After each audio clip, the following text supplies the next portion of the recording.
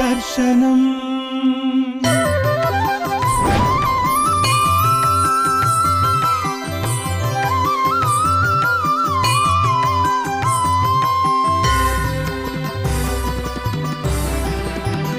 దర్శనం. శ్రీ గురుభ్యో నమః. ఆదిశంకర భగవత్పాదులు భారతదేశంలో సనాతన ధర్మం పరివ్యాప్తం చేయడానికి అద్వైత సిద్ధాంతాన్ని ప్రబోధించి మొత్తం భారతదేశంలో 4 చోట్ల 4 వేదాలకు ప్రతీకలుగా చతురామ్నాయ పీఠాలను స్థాపించారు. అందులో అత్యంత ప్రధానమైనది, ఉత్కృష్టమైనది ఇక్కడ మనం ఉన్నటువంటి దక్షిణామ్నాయ శృంగేరి శారదాపీఠం. అత్యద్భుతమైనటువంటి ఎంతో గొప్ప ఫలితాలను, ఆధ్యాత్మిక అనుభూతిని పొందడమే కాకుండా అడుగడుగున ఇక్కడ సనాతన ధర్మం పరిఢవిల్లుతుంది ఈ నేలపైన. చూస్తున్నాం కదా, ఈ శృంగగిరి కొండలు ఋష్యశృంగ మహర్షి తపస్సు చేసినటువంటి ఈ స్థలంలో సాక్షాత్తు ఆదిశంకరులు దేశాటన చేస్తూ పాదయాత్ర చేస్తూ ఈ శృంగేరికి ఇచ్చేసిన సందర్భంలో ఇక్కడే తుంగానది ఒడ్డున, తుంగానది దగ్గర వారి యొక్క అనుష్ఠానం చేసుకుంటున్న సందర్భంలో భారీగా వర్షం వస్తుంది. ఆ సందర్భంలో ఒక మండూకము కప్ప ప్రసవం చెందుతున్న సందర్భంలో దానికి శత్రువుగా ఉండేటువంటి మరొక జీవరాశి సర్పం, ఆ పాము, నాగుపాము వచ్చి ప్రసవిస్తున్నటువంటి కప్పను సంహరించి తినడానికి బదులు ఆ కప్పకు ఛత్రంగా ఆ పడగ విప్పి దానిపైన ఒక్క నీటి పొట్టు కూడా పడకుండా రక్షించింది. అంటే శత్రు యొక్క భేదం లేదు. ఇక్కడ అందరూ కూడా సాధువు జీవనం సాగించే జీవరాశులతో సహా ఇదొక వైవిధ్యమైనటువంటి, విశిష్టమైనటువంటి, మహిమాన్వితమైన ప్రదేశం. ఏంటి, పరస్పర శత్రుజాతులైనటువంటి సర్పము, పామ ఇక్కడ ఇంత స్నేహంగా, వాత్సల్యంగా ఉంటున్నాయి. నిజంగా ఇదొక సిద్ధక్షేత్రం అని భావించి ఆదిశంకర భగవత్పాదులు ఇక్కడే చూస్తున్నాం కదా, శ్రీ శారదాంబ క్షేత్రం, శారదాంబ అమ్మవారి ఆలయాన్ని ప్రతిష్ఠించారు. అటు తర్వాత ఎందరో జగద్గురు, నాడు మొట్టమొదటి గురువుగా మహా విద్వన్మూర్తి సురేశ్వరాచార్యుల వారిని ఇక్కడ ప్రథమ గురువుగా, ప్రథమ ఆచార్యుడిగా ఆదిశంకర భగవత్పాదులు నియమించారు. సురేశ్వరాచార్యుల నుంచి ఇప్పటిదాకా అవిచ్ఛిన్న గురు పరంపరతో ఈ దక్షిణామ్నాయ శృంగేరి శారదాపీఠం ఎంతో వైభవంగా వెసులుతోంది. ఇక్కడ నిజంగా ఒక ధర్మానికి రాజధాని, భారతావనికి, సనాతన ధర్మానికి, ఆర్ష సంస్కృతికి ఈ నెలవు శృంగేరి శారదాపీఠం. చూస్తున్నాం కదా, విద్యాశంకర దేవాలయం. ఈ విద్యాశంకర దేవాలయం విద్యారణ్యులు ఇక్కడ జగద్గురుగా ఉన్న సందర్భంలో నిర్మించారు. అది చాలా విశిష్టమైంది, ఎంతో వైవిధ్యమైంది కూడా. ఎందుకంటే అక్కడ 12 రాసులు చుట్టూ ఆ శిల్పకళలో చెక్కబడి ఉంటాయి. అంటే గ్రహగతులు, సూర్యుని యొక్క సూర్యోదయం తర్వాత సూర్యకిరణాలు పడుతున్నప్పుడు ఏ రాశి వద్ద ఎలా ఉంటుంది అనేది అది ఒక వాస్తు రీతిలో నిర్మించారు. సూర్యకిరణాలు కూడా కాలగమనాన్ని బట్టి ఆ చుట్టూ కూడా మనకు తెలుస్తాయి. ఇక్కడ ముందర ఉంది ఒక స్తంభం, అదే సూర్యస్తంభం. అది కూడా ఒక గడియారంలాగా కాలం ఎక్కడెక్కడ ఏ సమయమో దాని నీడ అలా చుట్టూ కూడా తిరుగుతుంది. అంటే పూర్తిగా ఒక అద్భుతమైనటువంటి ఒక వాస్తుతో ఈ మన యొక్క గ్రహ కాల గమన స్థితులను అనుసరించి విద్యాశంకర దేవాలయాన్ని నిర్మించారు. చాలా అద్భుతమైన క్షేత్రం. ప్రపంచంలో ఉండేటువంటి అరుదైనటువంటి క్షేత్రాల్లో ఈ విద్యాశంకర దేవాలయం కూడా ఒకటి. ఇంకా అటు పక్కలన్నీ ఇంకా చిన్న చిన్న దేవాలయాలు ఉన్నాయి కదా, అవన్నీ అనుష్ఠాన మందిరాలు అంటాము. అంటే ఇక్కడ చేసినటువంటి పరమ గురువులు, జగద్గురువులు, మహానుభావుల యొక్క అధిష్టాన మందిరాలు అవన్నీ. ఈ అధిష్టాన మందిరాల పక్కనే ఒకవైపు తోరణ గణపతి దేవాలయం ఉంటుంది. తోరణ గణపతి దేవాలయం పక్కనే ఆదిశంకరుల దేవాలయం ఉంటుంది. అటు తర్వాత అత్యంత ప్రధానమైంది శారదాంబ దివ్య సన్నిధి. ఇప్పుడు మనం ఈ శారదాంబ దివ్య సన్నిధిలో ఉన్నాం. ఇక్కడ ప్రతి సంవత్సరము శరన్నవరాత్రి మహోత్సవాలు నయనానందకరంగా, నేత్రపర్వంగా, పరమాద్భుతంగా జరుగుతాయి. ఇక్కడ ప్రతి సంవత్సరము దర్బారోత్సవం జరుగుతుంది. ఎందుకంటే జగద్గురువులను రాజలాంఛనాలతో ఈ శారదాంబ సన్నిధిలో లోపల స్వర్ణ రథం ముందు ఊరేగి ప్రతిరోజు ప్రదక్షిణం చేసిన తర్వాత వారిని రాజదుస్తులతో వజ్ర కిరీటంతో, వజ్ర వైఢూర్యాలు పొదిగిన కిరీటంతో కూర్చుండబెట్టి గురువుగారి యొక్క దర్బారోత్సవం జరుగుతుంది. ప్రతిరోజు సప్తశతి పారాయణంతో పాటుగా చతుర్వేద స్వస్తితో పాటుగా ఇక్కడ ఆ దర్బారు ఉత్సవం చాలా కన్నుల పండుగగా జరుగుతుంది శరన్నవరాత్రుల రోజుల్లో. అది కాకుండా ప్రతి సందర్భంలోనూ అనేక విశేష ఉత్సవాల్లోనూ ఇక్కడ అనేక క్రతువులు జరుగుతాయి. ప్రధానంగా ప్రస్తుత పీఠాధీశ్వరులు జగద్గురు శంకరాచార్య శ్రీ శ్రీ శ్రీ భారతీర్థ మహాస్వామి వారు హయాంలో ఇక్కడ ఈ చూపించాం కదా, రాజగోపుర నిర్మాణం జరిగింది. అక్కడ రాజగోపురం ఉంది. అలాగే ఇంకా ఈ కొత్తగా ఆదిశంకరుల దేవాలయం, తోరణ గణపతి, ఇలా చాలా క్షేత్రాలు ఇక్కడ మనకు నిర్మాణం అయ్యాయి. అంతేకాకుండా గురు సన్నిధి అక్కడ కనిపిస్తున్న అదంతా నృసింహవనం అంటాం. ఆ పచ్చిక బయళ్ల మధ్య ఆ నృసింహవనం, అలా తుంగానది ఆ బ్రిడ్జ్ మీద నుంచి అక్కడికి వెళ్తే అదే గురు సదనం అంటాము. అది ఆ నృసింహవనం. ఆ నృసింహవనంలోనే గురు సదనం ఉంటుంది. ఇప్పుడు ప్రస్తుత పీఠాధీశ్వరులు జగద్గురు శంకరాచార్య భారతీర్థ స్వామి వారితో పాటుగా వారి ఉత్తరాధికారి జగద్గురు శంకరాచార్య శ్రీ శ్రీ శ్రీ విధుశేఖర భారతి సన్నిధానం వారు ఇరువురు అక్కడే ఉంటారు. ప్రతిరోజు వారు నడయాడే శారదాంబ స్వరూపంగా ఆ వ్యాఖ్యాన సింహాసనపై అధిరోహించిన తర్వాత వారు ప్రజ్ఞానిధులే కాకుండా ఎంతో తపోసంపన్నులు. ఉదయం తెల్లవారుజామున 3 గంటలకు ఈ తుంగానదిలో తపస్సు చేసుకున్నప్పటి నుంచి అర్ధరాత్రి దాకా వారు నిరంతరము కూడా తపస్సులో ఉంటారు.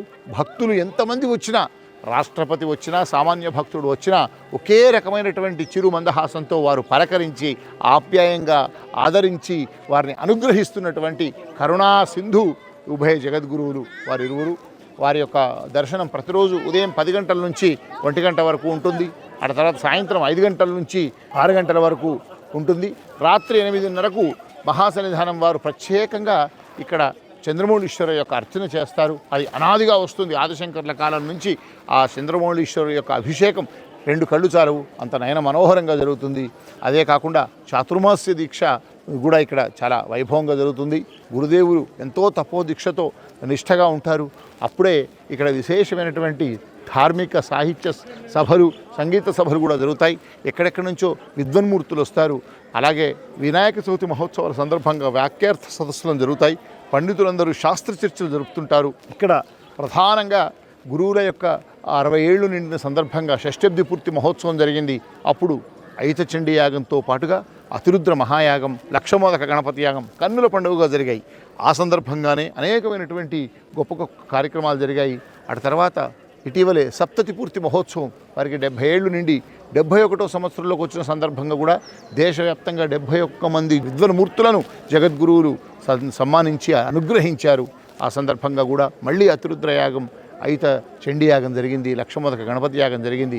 అంతేకాదు ఇక్కడ నిరంతరం కూడా దేశవ్యాప్తంగా వచ్చేటువంటి ఎందరో విద్వన్మూర్తులతో అనేక సందర్భాల్లో విశేషమైనటువంటి సభలు అవన్నీ జరుగుతూ ఉంటాయి. ఇక్కడ ప్రధానమంత్రి, రాష్ట్రపతులు ఎందరో వచ్చి ఇక్కడ జగద్గురువుల యొక్క అనుగ్రహాన్ని పొందుతుంటారు. అంతేకాదు భారత పార్లమెంటు ప్రారంభోత్సవం అప్పుడు కానీ, అయోధ్య రామాలయం కానీ, ఓంకారేశ్వరాలయంలో ఇటీవల జరిగినటువంటి ఆదిశంకరుల విగ్రహావిష్కరణ సందర్భంలో కానీ, కాలడిలో ప్రధానమంత్రి వచ్చినప్పుడు విశేషమైనటువంటి కార్యక్రమాల్లో కానీ, ఏ ముఖ్య సందర్భమైనా ఇవాళ సర్వోత్కృష్టమైనటువంటి చతురామ్నాయ పీఠాల్లో ఇది ఒక సమ్రాట్ పీఠంగా భాసిల్లుతున్నటువంటి, ధర్మానికి ప్రతీక అయినటువంటి, యజుర్వేదానికి ప్రతీక అయినటువంటి ఈ శృంగేరి మఠం యొక్క ఆచార్యుల ద్వారా, వారి యొక్క అనుగ్రహంతో, ఇక్కడి పండితుల ద్వారానే ఆయా కార్యక్రమాలు నిర్వహింప చేశారు. ఉత్తరాన బదరి పీఠం, పశ్చిమాన ద్వారకా పీఠం, దక్షిణాన శృంగేరి పీఠం, తూర్పున గోవర్ధన పీఠం పూరి, ఈ 4 పీఠాలు ఉన్నాయి. ఈ 4 పీఠాల్లో ఏదైనా ధర్మ సంశయం వచ్చినప్పుడు కూడా ఈ సమ్రాట్ పీఠమైనటువంటి ఈ శృంగేరి దక్షిణామ్నాయ శృంగేరి శారదా పీఠాన్ని మాత్రమే ఆశ్రయించి ఇక్కడి జగద్గురువుల నిర్ణయమే తరువాయి అని గత మఠామ్నాయ శాసనంలో ఆదిశంకర్ల వారు తెలిపినట్టుగా ఇక్కడ మా పండితులు చెబుతూ ఉంటారు. అంతేకాదు బదరీపీఠంలో జగద్గురువులుగా విరాజిల్లినటువంటి ధర్మ సమ్రాట్ శ్రీ శ్రీ శ్రీ స్వరూపానంద సరస్వతి మహారాజ్ వారు ఒక పట్టాభిషేకాన్ని కూడా ఇక్కడి శృంగేరి జగద్గురువు అయినటువంటి అభినవ విద్యాతీర్థ జగద్గురువులు వారి కరకమలుచే వారి పట్టాభిషేకం జరిగింది. మరొక విశేషం ఏమంటే వారి నిర్యాణం మహాసమాధి తర్వాత వారికి ఉత్తరాధికారులుగా వారు నియమించుకున్నటువంటి మొదలై నిర్ణయించినటువంటి అవిముక్తేశ్వరానంద సరస్వతి స్వామివారు బదరీపీఠానికి, సదానంద సరస్వతి మహారాజ్ ఇక్కడ ద్వారకా పీఠానికి వారిరువురి పట్టాభిషేకం కూడా వారిరువురిని ఇక్కడికి శృంగేరికి ఇచ్చేసి శృంగేరి జగద్గురువుల కరకమలు వచ్చే అభిషేకాన్ని పొంది అటు తర్వాత వారి ఆదేశం మేరకు వారి స్వరూపంగానే, అంటే ఆ శారద ఆదిశంకరుల స్వరూపంగానే విధుశేఖర భారతీ స్వామి వారు ప్రత్యేకంగా బదరీకి ద్వారకాకు వెళ్ళి ఆ ఉభయ జగద్గురువులను అక్కడ ఆ సింహాసనంపై కూర్చునిబెట్టి పట్టాభిషిక్తులు చేశారు. అంటే ఇక్కడ 4 పీఠాలు ఉన్నాయి కదా, 4 పీఠాలకు 4 వేదాలకు సమానం కదా. ఈ 4 పీఠాలు కూడా ఆదిశంకరాచార్యులు స్థాపించినటువంటి ఆమ్నాయ మఠానుశాసనానికి అనుగుణంగా నలుదిక్కుల ధర్మ సంస్థాపనకు, ధర్మ ప్రతిష్ట పునరుద్ధరణకు, ఇక్కడ అడుగడుగునా కూడా సనాతన ధర్మం పరిఢవిల్లడానికి, ఆర్ష సంస్కృతి పరివ్యాప్తం కావడానికి ఈ యొక్క శృంగేరి శారదాపీఠం భారతదేశంలోని ఒక సమున్నతమైనటువంటి ఉత్కృష్టమైనటువంటి పాత్ర నిర్వహిస్తోంది. ప్రధానంగా జగద్గురు భారతీతీర్థ స్వామివారు, జగద్గురు విధుశేఖర భారతీ స్వామివార్లు ఇవాళ సాక్షాత్తు ఆదిశంకరుల స్వరూపమై, శారదాంబ స్వరూపమై ఈ దేశంలో సనాతన ధర్మ ప్రతిష్ట కోసం అహరహం కృషి చేస్తున్నారు. ఒక్కసారైనా శృంగేరిలో అడుగుపెడితే, ఒక్కసారైనా శృంగేరిలో దర్శిస్తే, జగద్గురుల అనుగ్రహం పొందితే దివ్యానుభూతి కలుగుతుంది. మేమైతే నెలకొక్కసారి రాకుండా ఉండలేము. ఇక్కడికి రాగానే అనేక ఈ చూస్తున్నాం ఎంత ఆహ్లాదకరంగా, ఎంత ప్రశాంతమైనటువంటి, ఎంత దివ్యమైనటువంటి అనుభూతి పొందుతున్నామో. అలాంటి ఈ శృంగేరి జగద్గురు మహాసంస్థానానికి ఒక్కసారైనా ఇచ్చేసి ఈ జగద్గురువుల యొక్క సన్నిధిలో వారి అనుగ్రహాన్ని పొందడం కోసం మనం పరితపించాలి. ఇక్కడ జగద్గురువులు ఉదయం సాయంత్రం అనుగ్రహిస్తూ ఉంటారు. వారు ప్రతి ఒక్కరితో పలకరించి సాక్షాత్తు ఆదిశంకరులుగానే మన ముందు భాసిల్లుతూ వారు మనలందరినీ అనుగ్రహిస్తారు. వారిని దర్శించుకుందాం. ఇక్కడ క్షేత్రాలను శారదాంబ దివ్య సన్నిధి, అదేవిధంగా విద్యాశంకర దేవాలయం, గురు సదనంలో గురువుల యొక్క సన్నిధి, ఇవన్నిటితో పాటు కొత్తగా అక్కడ కాలభైరవ దేవాలయం కూడా అక్కడ కొండ మీద మాకు కనిపిస్తుంది కదా, కొండ మీద కాలభైరవ దేవాలయం ఉంది. అంతేకాదు ఇక్కడ ఋష్యశృంగుడు తపస్సు చేశారు కనుక ఋష్యశృంగుని యొక్క 2000 ఏళ్ల క్రితం నాటి దేవాలయం ఉంది. మలహానికేశ్వర దేవాలయం అనే అద్భుతమైనటువంటి శివాలయం కూడా ఇక్కడే ఉంది. ఇంకా అనేక దేవాలయాలను ఇక్కడ చాలా దేవాలయాలు ఈ శృంగేరిలో కొలువై ఉన్నాయి. ఒక్కటి కాదు, ఒక 4-5 రోజులున్నా తనివి తీరదు. మనము ఈ ఆలయాలను తిరిగినా కూడా మనకు సమయం సరిపోదు. అలాంటి దివ్యమైన భవ్యమైనటువంటి గొప్ప క్షేత్రం ఈ శృంగేరి శారదాపీఠం. అలాంటి పీఠానికి ప్రత్యేకంగా రావచ్చు. మనం విమానంలో రావాలనుకున్న వాళ్ళు మంగళూరు దాకా వచ్చి, ఏ ప్రాంతం నుంచైనా మంగళూరు దాకా వచ్చి 1.5 గంటల ప్రయాణం ప్రత్యేక వాహనంలో రావచ్చు. కొత్తగా షిమోగాలో కూడా విమానాశ్రయమైంది, షిమోగా కూడా వచ్చి కూడా విమానంలో రావచ్చు. లేదనుకుంటే భాగ్యనగరం నుంచి కానీ ఇతర ప్రాంతాల నుంచి వచ్చే వాళ్ళకి ఇక్కడ షిమోగా దాకా బస్సు సౌకర్యం ఉంది. స్లీపర్ బస్సులు ఉన్నాయి. అక్కడ దాకా బస్సులో వచ్చి మళ్ళీ లోకల్ బస్సులో ఇక్కడికి చేరుకోవచ్చు. ఇక వాహనాల ద్వారా వచ్చేవాళ్ళైతే భాగ్యనగరం హైదరాబాద్ నుంచి ఇంకా ఇతర ప్రాంతాల నుంచి వచ్చేవాళ్ళు అనంతపూర్ దాకా వచ్చి బెంగళూరు హైవేలో అనంతపూర్ నుంచి కళ్యాణదుర్గం నుంచి చిత్రదుర్గ, భద్రావతి, అటు తర్వాత శృంగేరి శారదాపీఠం శృంగేరికి విచ్చేయచ్చు ఘాట్ రోడ్ ద్వారా. వాహనాల్లో వచ్చేవాళ్ళు ఇలా అనేక మార్గాల్లో రావచ్చు ఇక్కడికి. తప్పనిసరిగా మీరు ఇప్పటిదాకా రాని వాళ్ళు ఎవరైనా ఉంటే ఒక్కసారైనా శృంగేరి దర్శించండి. శృంగేరిలో ఆలయాలన్నీ అద్భుతమైనటువంటి ఆలయాలు దర్శించి అమ్మవారు నిజంగా మన ముందే కనిపిస్తుందా, సజీవంగా మన ముందే ఉన్న అమ్మవారు మనం చూస్తూ ప్రత్యక్షంగా మనల్ని అనుగ్రహిస్తున్నారా అనే అనుభూతి కలుగుతుంది. ఈ శారదాంబ సన్నిధిలో ఎంతో మహిమాన్వితమైనటువంటి దివ్యక్షేత్రం. ఏది కోరుకున్నా మనకు ఈ కోరిన కోరికలు తీరుస్తారు ఆ అమ్మవారు అనేటువంటి ప్రతీతి ఋషుల దగ్గర నుంచి ఇప్పటిదాకా కూడా ఆ అనుభవం ఉంది. అలా శారదాంబ సన్నిధిలో చేయండి. వచ్చిన వారందరికీ భోజన ప్రసాదం ఉంటుంది. ఇక్కడ ప్రతి ఒక్కరికి కూడా భోజన ప్రసాదాన్ని అందజేస్తారు. తప్పనిసరిగా భోజన ప్రసాదం చేయాలి. 10 గంటల నుంచి జగద్గురువుల యొక్క దర్శనం ఉంటుంది. ఖచ్చితంగా జగద్గురువుల దర్శనం వచ్చిన వారిని అనుగ్రహిస్తారు. ఇలా నృసింహవనానికి ఈ వారధి ద్వారా, తుంగా నది మీద ఉన్న వారధి ద్వారా వెళ్ళి ఆ యొక్క మన ముందర శారదాంబ అమ్మవారి లాగానే సజీవ మూర్తిగా మన ముందు భాసిల్లుతారు ఉభయ జగద్గురువులు. వారు మహిమాన్విత సంపన్నులు, తపోనిధులు. వాళ్ళని దర్శించుకొని వాళ్ళ అనుగ్రహం కూడా పొందొచ్చు. ఇలా ప్రతి ఒక్కరిని కూడా మేము స్వాగతం తెలియజేస్తూ ఈ దివ్యమైనటువంటి భవ్యమైనటువంటి క్షేత్రాన్ని మేము తరచూ వస్తుంటాము.